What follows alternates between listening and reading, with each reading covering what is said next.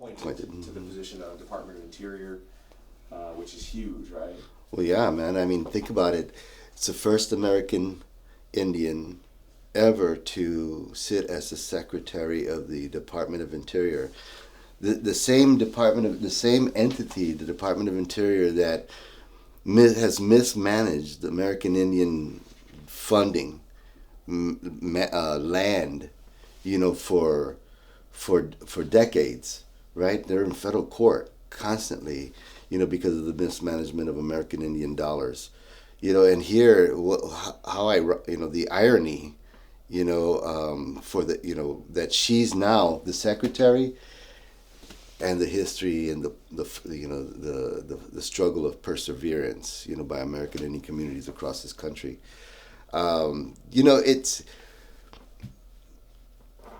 we as American Indians, we talk about discrimination, and we also, as communities, have engaged in our own discriminatory practices against ourselves. It's been a conditioning, right? It's been imposed on us, and we have an opportunity to level this playing field out, and even a leader who can bridge those gaps between American Indian communities and urban Indians that make up close to 78% of the entire American Indian population that live off of reservations.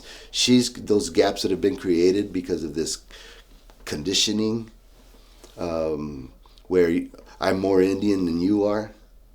Now you have a person who may be able to bridge those gaps, and we look forward to that. I mean, those conversations need to be held. We have tribal communities across this nation that have gone from self-determination to self-extermination because of this conditioning, engaging in discriminatory practices against themselves.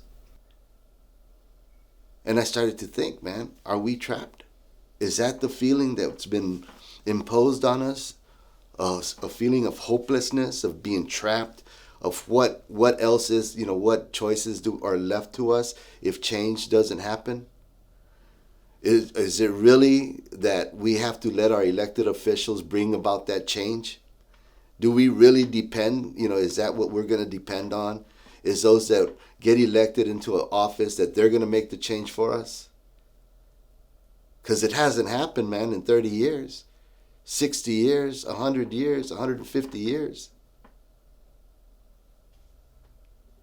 So we're to a point where I think our people are saying, enough is enough, and we're going to have to be that change that our communities need. Look, there's during one of the protests, during the Black Lives Matter protests, this white guy was he got in there to support Black Lives Matter, and he was getting jumped on by some of these right wingers, and this older black man, a grandfather, saw that, went in there, and lifted that man up, that white man up, put him on his back, put him on his shoulder. And he was getting pummeled too. Put him on his shoulder and carried him out from that beating. Carried him out. You know why he did it? He didn't do it because of the love of the white man, or because he did it because he knew that the young Black Lives Matter attendees of these there at this march and these protests were going to get blamed for it. That's why he did it. That's what we have to do too. We have to remember that we have to be that. We have to emulate that change, man. We have to do it within our own selves. When we first started our black and brown work here, one of the most fascinating things I've ever experienced in my life, man, was when we're sitting in that room, 30 of us, young, middle-aged, elders, black, brown, white. There was even a couple of white men in that room. And when that young black man said, I didn't realize that Mexicans could be so racist until I moved to San Antonio. The room got silent. And the next voice you heard was an elder Latino Mexican man say, I am sorry for everything my people did to your people in the past or in the present. That's the type of how we have to emulate change. Because you know what? It starts with ourselves, man. We have to be, if we're going to do any type of work about inclusivity, restorative justice work, community engagement work, we have to be that change. We have to not just want it for everybody else, but we got to want it for ourselves. Yeah. We have to be able to create those conversations, create the opportunities, those safe places for those conversations to engage, to happen, right? We have to, because if not, we'll miss opportunities, and we won't be able to value the blessings that have happened across this nation. If you believe that we are all interconnected, then our actions have to emulate that. We don't do things without considering how my decisions are going to affect you. We don't do that, if we're all interconnected. And I think that that's what we've been trying to demonstrate here, is that not only are American Indians interconnected, it's the value of being interconnected. It's the value of being inclusive. It's the value of allowing ourselves to expand our comfort zones, to include you, and in a community and in a society that does not promote that, man.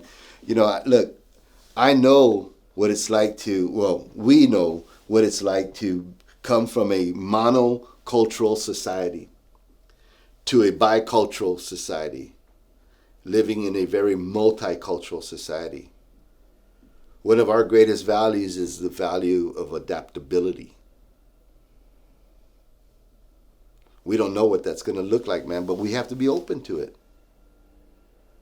And if we're going to be talking, inclusivity means, no imposed expectations, or my expectations on you. And for the past 4 years, this country hasn't been able to, we have not promoted that. We promoted the opposite. And half the country, the majority of the country stood up and said, no, that's not what we want. 30% of the Latino population made a decision 4 years ago. They decided that they would rather have a racist white man in the office of the president than the first woman in the history of this country. That was the decision that 30% of the Latino population made 4 years ago. Yeah, that whiteness seeps into... We got to remember, when we talk about whiteness, we're talking about Spain. We're talking about Portugal. We're talking about France. We're talking about Italy. It's not just the color, white. It's the idea that has been brought to this continent, right? That's been perpetuated in our own behaviors, and it's so internalized in so many of our people that we do it, unconsciously, to each other. Our grandmothers do it. If you're a lighter skinned baby, you're going to get more attention than the darker skinned baby. One thing about people of color And we have to tell ourselves this, is that we're the only people that can produce shades of color. And we have to understand that to kind of just to get out of our so that we don't promote this internalized this racism against our own selves. American Indians, we do it all the time, man. American Indians, we're the only race of people that color has no barriers. There's no boundaries to color. American Indians come in all colors: white, blue-eyed, blonde-haired, dark-skinned, curly hair, straight hair. Doesn't make us any less American Indians. And but because of our internalized racism, man, we had one of our elders go down to a conference back in 1995, and one of the tribal members there at this conference meeting said, our tribal member introduced themselves, and that other tribal member said, "Oh, you must be one of those Mexican Indians." And he asked him, "Well, why would you say that?" And he said, "Because your last name is Hernandez, so you must be one of those Mexican Indians."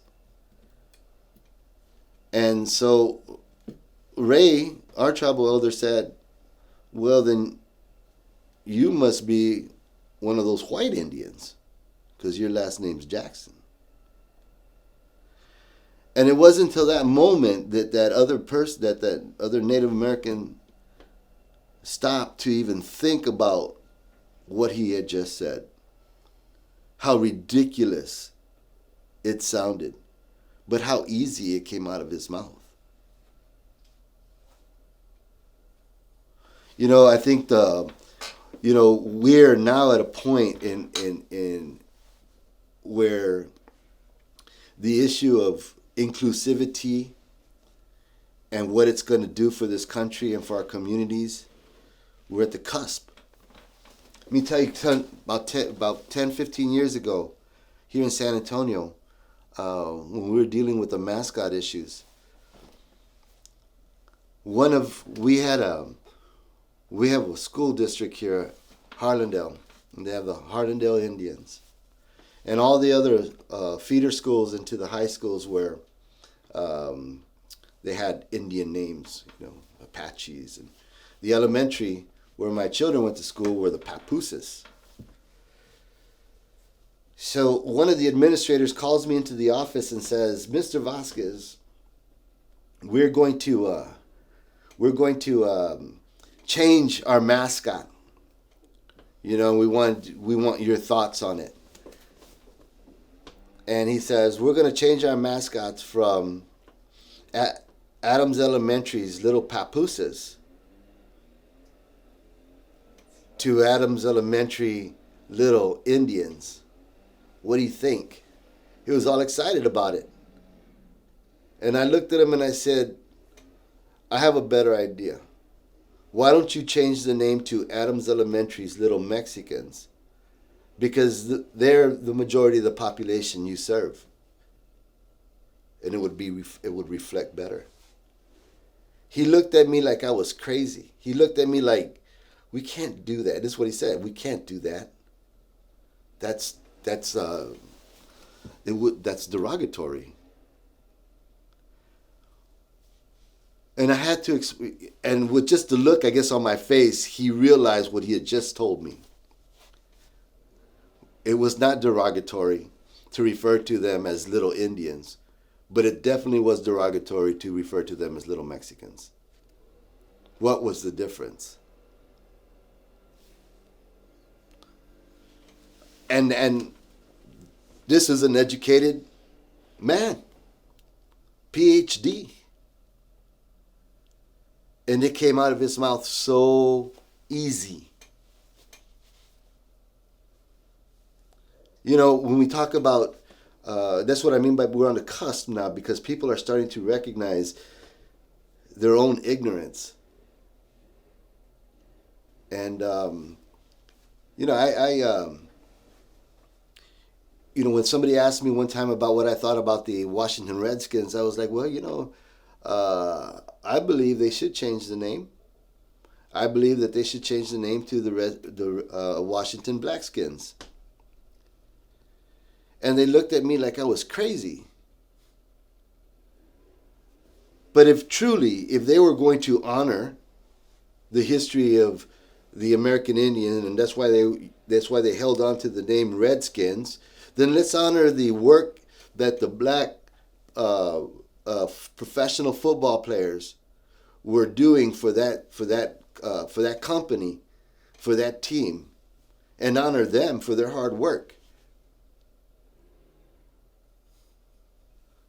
But we couldn't do that because it was derogatory. Of course it's freaking derogatory, man. Yeah. It's just as derogatory as Redskins. But it's not received the same. And we're on that cusp. You either receive what I'm saying with the intentions and the way I'm trying to deliver it to you, or I'm going to change my delivery and you're going to feel, not just hear what I'm saying. And I think that's what's happening. I think we've demonstrated that in the streets across this country. I think people have demonstrated that at the poll booths. And I think our elected officials are demonstrating that. And I think that the fear that's generating and the resistance that's generating is not going to prevail. I think we're on the cusp of some major changes. We're seeing it throughout Texas. We're seeing it locally in San Antonio. We're promoting issues of equity, conversations of inclusivity. But we're not walking that walk yet. We're just talking the talk. But people are being challenged. Systems are being challenged. Not just challenged, but I think that people are understanding that elected officials are no longer going to be held with the responsibility of our change. Because they can't do it. And so we're going to have to emulate it. We're going to have to emulate that change.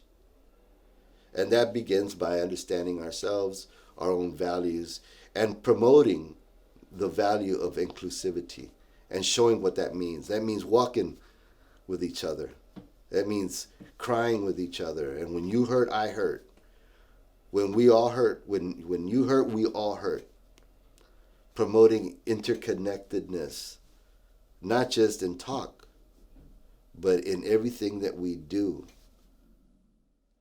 And I don't think we have enough leadership that promotes inclusivity, right? It's being demonstrated right now how far off we are from emulating that as a country.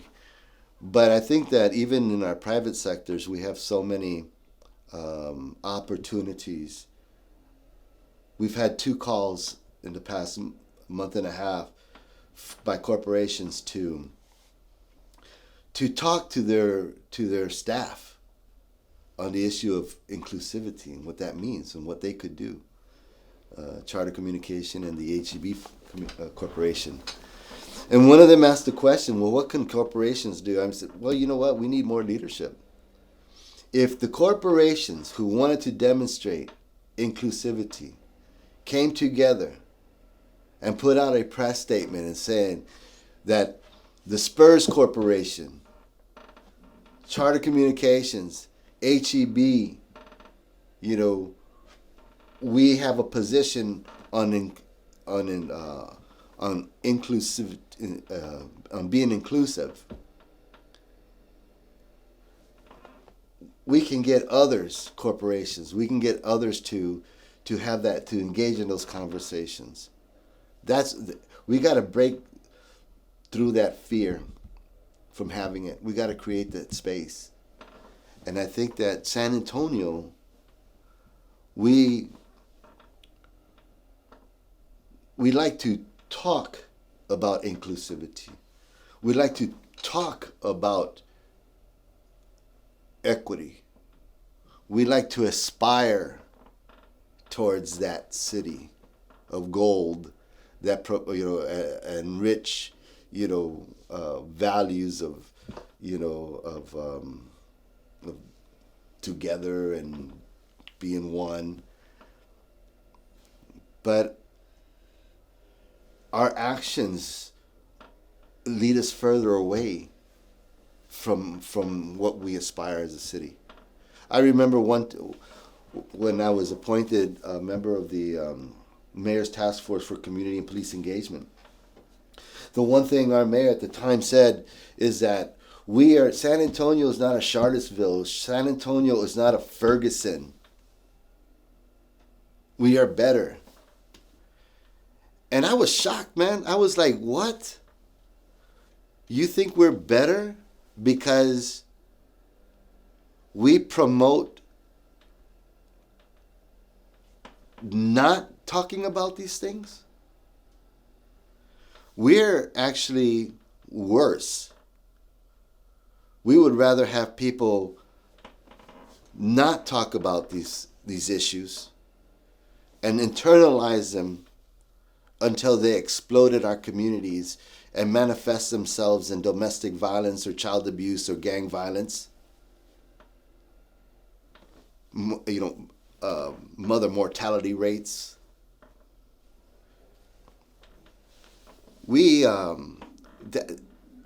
That's the perfect cocktail for self-destruction, man. We would rather promote, or we would rather lead people to believe that they have to fight for a parcel of land that they consider a district. We fight that, so the African American community fights for District 2, believing that that's their stronghold, when in reality, those boundaries have been erased. Fences have been torn down, and the demographics don't even mirror what they did 40, 50 years ago. But we believe that we have to have this stronghold, when the reality is the entire city is our stronghold. Same thing with the West Side, with this 78207. This is where the majority of the Mexicans live, and it's poor and it's impoverished. And this is what we fight for, when we should be fighting for the entire city. Those boundaries don't exist anymore. And when we believe they exist, our children learn and believe that they exist. And you have a young Mexican girl, basketball player from Memorial High School, one of the top in the nation, when asked what college she's going to go to, her response on TV is, "I'm not going to college. I'm Mexican. I don't have anybody scouting me." And that was her response. And we were all okay with it. So until we can have those conversations and create that space to have those conversations, that we're worse than some of these other cities. We cannot pretend like we don't have those issues here. They're just more, we do. They're just more systemic. We have 16 school districts. No other city in the country perpetuates discriminatory practices like we do. Those 16 school districts were designed and are maintained to impoverish communities, to keep communities impoverished, by keeping our children thinking like this is all we have. Our families were being excluded from the Fiesta Patrias because we were not born in Mexico. We were Mexican American. We had heritage, because citizens, right? But we could not participate locally in the Fiesta Patrias. LULAC and the city of San Antonio and the Mexican consulate wanted the wanted the Fiesta Patrias and the festivities to be held at Municipal Auditorium, and they felt that, that wasn't, reflective of the city, of the history here. And so, the issue of inclusivity for us, for my family, and the value of inclusivity has, we've been fighting for that since the first day that we were fortunate enough to be found by the Spaniards, man. If you believe the narrative that San Antonio tells about its history, that the Spaniards, when they arrived here, were greeted by mariachis. And our history as the first people of this city and this state is always an afterthought. It's always the afterthought to anything that happens. And so we were actually, our people from here were even written off as extinct, bro. I mean, we were written off as extinct. Like, scholars actually wrote that we died off. And so the work that we've been doing is reversing extinction, man. We've moved our people from extinction back into existence, and now they listen to us. Now we fight for what is ours, and we're the storytellers, man. We can no longer allow anybody to tell our story. We have to write it. We have to narrate it. If it's because nobody else is going to do it for us. We're the ones that have to. We can't count on anybody else to be that change for us. We have to demonstrate what that change looks like for those people that are being appointed into these positions and elected into offices. We are going to be the change, because if you don't understand what we're saying, then we need to show you. And I think that that's a mistake that we've made, is that we allowed ourselves to believe that these are the miracle workers, that they're going to do, everything that they said they were going to do without any accountability. But we just can't allow that. We have to ask for our communities to take positions. We have to ask for our community leaders to say, and when I say community leaders, I'm not even talking about the elected. I'm talking about community leaders that are on the streets, out here, the mom and pop shops, los abuelitos, los abuelitos, tias, tios, the aunties, uncles, all these that are leading something, a family in these households, to say, you know what? No, that's not what we're talking about. Look, this is what we mean. That's where the whole work around restorative justice and criminal reform, healing justice, all that stuff comes into play, man. The community has to be valued. And if some of our people don't know how to some of our leaders don't know how to value communities. They see it as one vote. A vote. And when you have to be ready to take it to the streets, you have to be ready to take it to them and say, no, that's not what we're talking about. We have to emulate that change, man. We have to walk hand in hand with each other. If we're trying to talk about, people of color and working together, then we have to emulate what that means. And that means if we have to heal together. Not just expect, get over it, man. No, let me show you how. Well, let me help you, through it, whatever. We have to emulate it. That's how our children are going to learn, because they're not going to learn from it from schools. Our schools just aren't designed that way. And you talked about the teachers, and I go back to our school districts, man. We have 16 school districts in Bexar County. Why? There's no need for it. But you'll get a lot of fight when you try to change that. We have to be the ones that stand up against this stuff, because nobody else is going to fight for our rights to exist. I mean, the stuff that we were talking about earlier, just basic human rights, man. You know, I mean, that, you know, the issue of the pandemic, the issues of you know, the police brutalities, you know, the laws and, you know, criminal reform, all this stuff, just basic human rights. I mean, they're arguing this morning, man, about whether prisoners should get the shot or not. Come on. You know what I mean? It's like, really? You're going to have that conversation?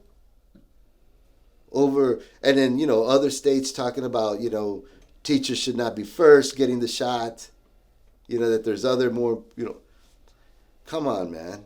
You know, let's, you know, again, you know, we're going to try to divide ourselves up. And, you know, I just couldn't believe that, you know, the conversation about prisoners, man, whether they should, you know, we talk about how many of them are being infected in a confined space and how much it's costing us, you know, and, you know, they can't, you know, and we don't see a value in them being vaccinated. And how do you deliver mandates to local commissions that says that your decisions as a representative of this city, as a commissioner, has to be through an equitable lens, has to play into each and every process, except the Alamo. So we got to push. And that's just that's a local example, but we're going to have to do that all over the place. We're going to have to push. You're going to have to hold this administration, this new administration, accountable as well. You know, or are you just appeasing us by putting these people in office and in these positions of authority, of change? You know, we're going to have to see what this does. You know, I mean, it's restored hope, but the work is just starting, man. You know, Black Lives Matter can't be allowed to just fizzle out. You know, that issue, the whole issue of police brutality. You know, we have to help lift up our communities and continue to, you know, emulate that, the issue of inclusivity. You know, and that means we're going to have to stand together in these tough times that are going to come, where we have to challenge even ourselves. You know, am I doing the best that I can on this issue? You know, are we really interconnected? Are we, when he hurts, she hurts, we hurt? Or is it just for a period of time upon, and then we go on to our lives as they were? Sometimes we have to push, and sometimes we have to pull. And we can't, you know, we have to know the difference, right? We have to be able to lead with courage, and this is going to be that year, I think. Now we have to act with courage for this next year. We have to get the vaccine into people's arms. You know, we have to get, you know, make sure that our people are in line for vaccinations, that are being considered, that they're not being forgotten, that, you know, now we have to lead with courage. All this. So now there's going to be talk about equity. There's going to be talk about racial discrimination. We got to lead with that. We got to lead with it. You know, and so that's going to take courage. That means sitting down, you know, with people who don't look like us, don't think like us. And we're going to have to make room for them in our lives as well. And that takes courage, man. That's going to take courage, because that means talking about issues and creating safe spaces to have conversations that we may not like. I have to remind people, look, it's okay to have those conversations. It's okay to sit here and talk about, look, when you talk about American Indians, you want to talk about discrimination against American Indians. Well, you live in Texas. Some of the biggest hatred that was shown and atrocities that were created against American Indians were at the hands of Mexicans. They had a $100 bounty for a child scout, American Indian scout, the Mexican government.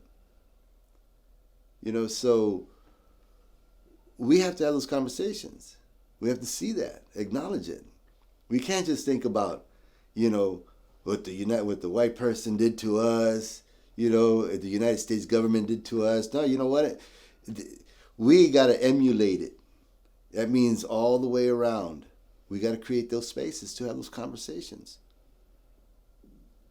And I remember I had an African American gentleman come to the office one day, and he was a member of the Buffalo Soldiers, the organization Buffalo Soldiers, right?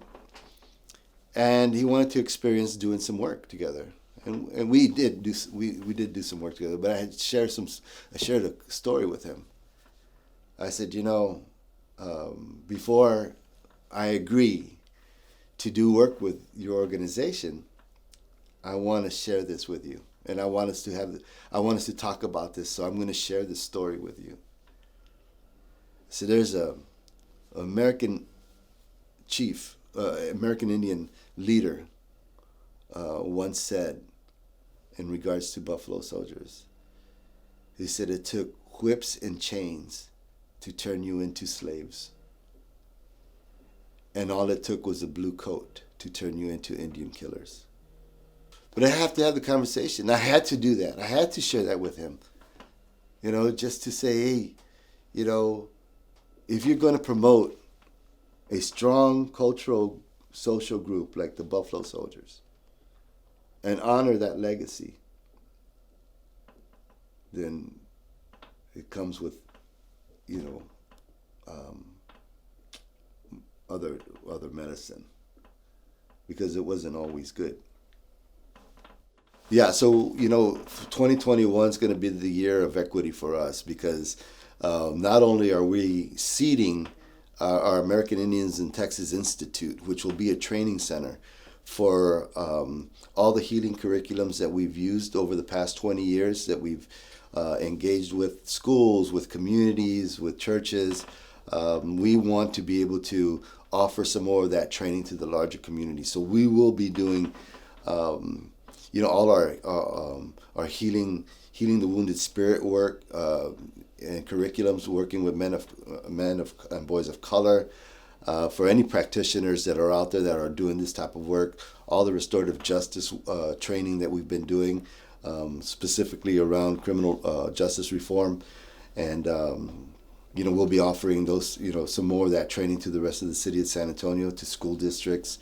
That's our intention for 2021, is to be that hub, to emulate that change. We're going to have to help others help themselves, because even in the restorative justice work, one of the things that we find is that a lot of people want to do it. They see the benefits of it. They see the importance of it. They see the importance of equity.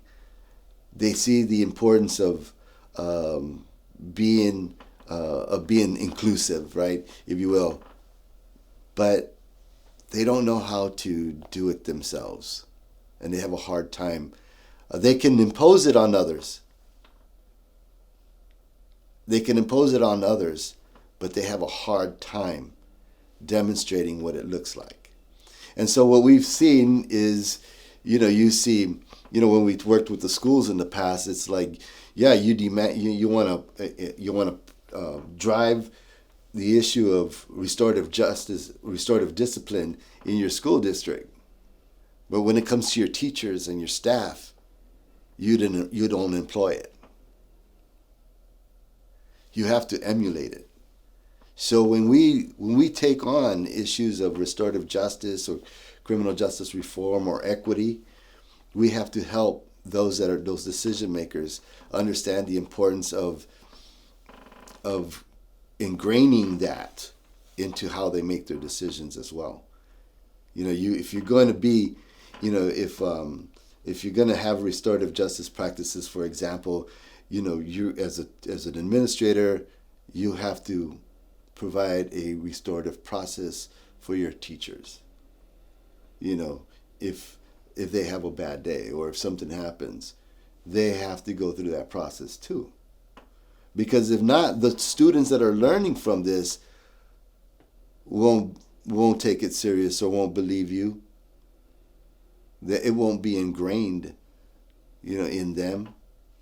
They'll just see it as, yeah, you know what, you talk the talk, but you don't walk the walk. And you know what, our youth, if one thing that we should know is that they